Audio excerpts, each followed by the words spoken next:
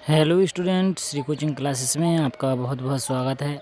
आज इस वीडियो में हम आपको लेकर आए हैं 5 अंक वाले प्रश्नों को, कक्षा 11वीं रसायन के प्रश्न बैंकों के उत्तरों को लेकर हम आपके लिए आए हैं। पिछली वीडियो में हमने आपको इसके विकल्पों के उत्तरों को बता दिया है, आप पिछला वीडियो देख लें। और इसके बाद आज हम इनके आपको 5 अंक वाले प्रश्नों के उत्तर को कराने वाले हैं। देखिए बच्चों, यहाँ पर कुछ प्रश्नों के उत्तर ऐसे हैं जो बहुत ही कम शब्द सीमा में है, तो ऐसे प्रश्नों के लिए वो 2 प्रश्नों को जोड़कर 5 अंक का प्रश्न बना देंगे। इसलिए आपको कोई का टेंशन नहीं लेना है कि ये छोटा प्रश्न है, छोटा आंसर है। ठीक है, चलिए शुरू करते हैं आज के इस वीडियो से। पहला प्रश्न हमारा कि एक विलगित निकाय के लिए डेल्टा वी, यहाँ पे डेल्टा वी जो लिखा है ये डेल्टा यू है। ठीक है, ये डेल्टा क्या है, यू है, कैपिटल यू। डेल्टा यू मतलब आंतरिक ऊर्जा। इसके लिए डेल्टा एस का मान क्या होगा, ये हमें प्रश्न में पूछा है। इसके बाद दूसरा प्रश्न है कि विस्तीर्ण गुणों और गहन गुणों को उदाहरण सहित समझाना है।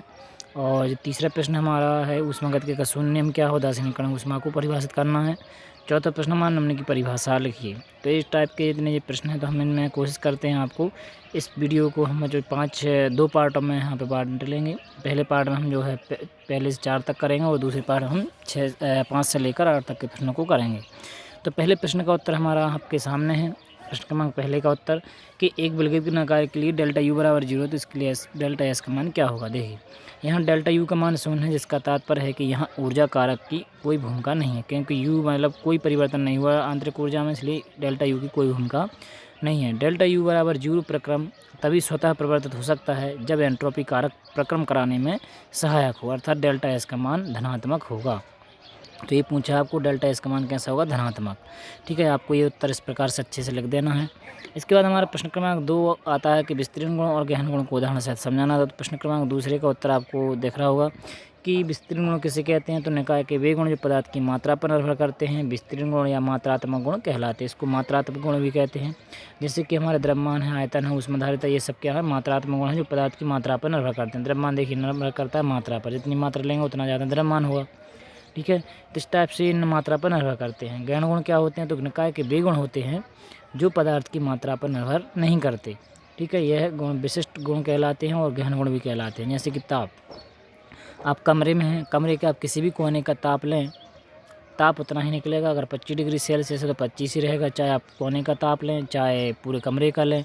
तो ये कोई जो है मात्रा पर निर्भर नहीं करते, किसी भी आपका ये जो गुण रहते हैं वो विशिष्ट रहते हैं। दाब है, पृष्ठ तनाव, श्यानता, ये सब क्या है, निकाय के गहन गुण होते हैं, विशिष्ट गुण होते हैं। इसके बाद हम बात करते हैं प्रश्न क्रमांक तीसरे की। और प्रश्न क्रमांक तीसरे में पूछा है, पहला प्रश्न आपका 2 प्रश्न है इसमें। एक दिया है ऊष्मागतिकी का शून्य नियम। तो ऊष्मागतिकी का शून्य नियम हम सबसे पहले समझते हैं। इस नियम को तापीय साम्य का नियम भी कहा जाता है, तापीय साम्य का नियम भी कहा जाता है। इस नियम के अनुसार क्या होता है कि 2 पिंड यदि अलग अलग किसी तीसरे पिंड के तापीय साम्य में हैं, 2 पिंड हैं और अलग अलग तीसरे पिंड के साम्य में हैं, तो वो आपस में भी एक दूसरे के तापीय साम्य में होंगे। ये ठीक उस प्रकार से समझ सकते हैं हम जैसे व्युत्क्रमवाद का नियम था। जैसे कि एक्स जो है जेड से साम्य में है, बाय जेड से साम्य में है, तो ये एक्स और बाय भी क्या होंगे, एक दूसरे के साम्य में होंगे।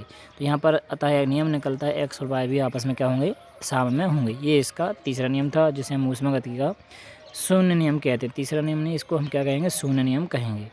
इसके बाद हमारा इसी प्रश्न में जो है दूसरा प्रश्न था कि उदासीनीकरण विक्रिया क्या है, ऊष्मा क्या है। तो किसी भी अम्ल, उदासीनीकरण कब होती है कोई चीज़, जब अम्ल में क्षार मिला दें या क्षार में अम्ल मिला दें और निश्चित मात्रा में, तो वो न्यूट्रलाइज हो जाते हैं, जिसको हम उदासीनीकरण कहते हैं।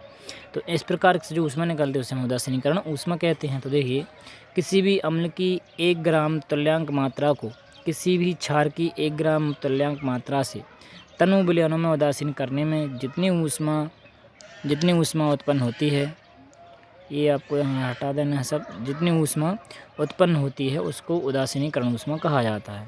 इस प्रकार से आपको उदासीनीकरण की परिभाषा लग के आना है। और इसके बाद हमारा अंतिम और प्रश्न क्रमांक चौथा आता है कि निम्न को समझाइए। तो इसमें आपको 5 परिभाषाएं दी हैं जिनको आपको एक करके समझना है। देखिए, सबसे पहले दी है परिवेश, जिसको हम इंग्लिश में बोलते हैं सराउंडिंग। तो परिवेश क्या होता है, आप अध्याय 6 में पढ़ा होगा आपने ऊष्मागतिकी, जैसा कि उसका नाम है। ऊष्मागतिकी के इसमें अध्ययन किया जाता है ऊष्मा का।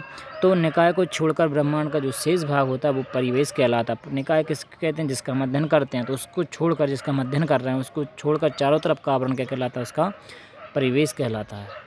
दूसरा पॉइंट हमारा आता है परिभाषा निकाय, यानी निकाय क्या कहते हैं, निकाय किसे कहते हैं। तो सिस्टम इंग्लिश में बोलते हैं और तंत्र भी इसी को बोलते हैं। ठीक है, तंत्र या निकाय या सिस्टम एक ही बात है।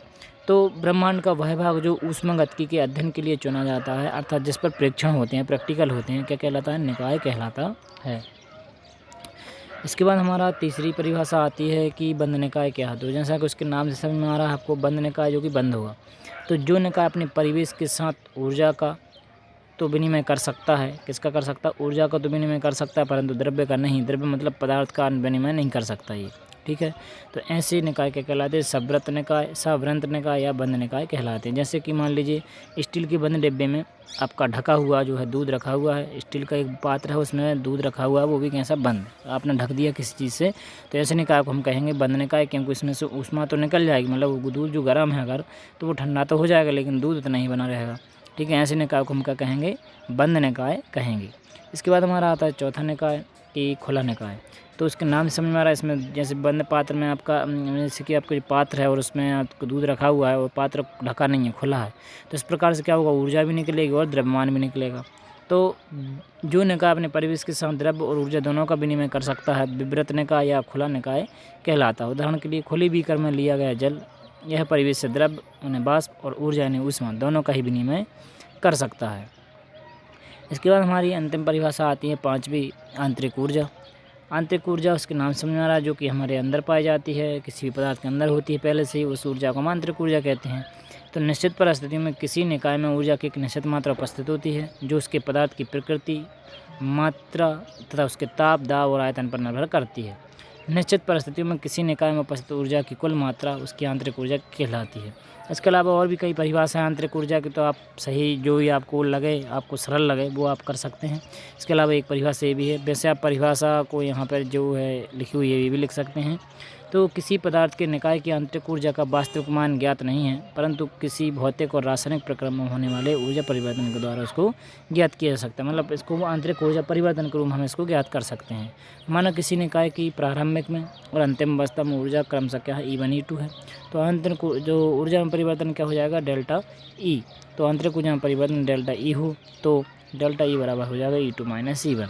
यदि डेल्टा ई का मान धनात्मक है तो अभिक्रिया उसमें शोषी होगी, और यदि डेल्टा ई का मान ऋणात्मक है तो अभिक्रिया उसमें छिपी होगी। यहाँ पर डेल्टा ई जो है वो आंतरिक ऊर्जा को दर्शाने की इकाई है। आपको कई बुकों में डेल्टा यू भी मिल जाएगा और कई बुकों में आपको डेल्टा ई भी मिल जाएगा। तो इस प्रकार से आप याद रखें, ठीक है। डेल्टा यू आ जाए या डेल्टा ई आ जाए, आंतरिक ऊर्जा है ये, ठीक है। और यहाँ पर हमने मान भी बता दिए हैं।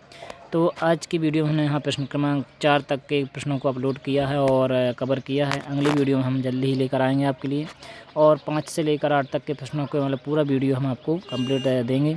इसके लिए आप हमारे चैनल को सब्सक्राइब जरूर कर लें, जिससे आने वाला वीडियो आपको मिल सके। तो बने रहिए हमारे चैनल पर। धन्यवाद।